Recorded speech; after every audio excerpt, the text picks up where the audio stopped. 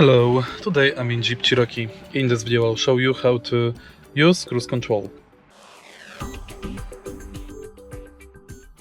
In the beginning, accelerate to desired speed and now press this button on the instrument cluster. Then press set button and you can release the acceleration pedal. Now, if you want to increase the speed, press set plus button. If you want to decrease it, press set minus button. If you want to pause it, press cancel. If you want to start it over, press set. And if you want to start it from the current speed, press set minus. To disable cruise control, press this button again. And that's basically it.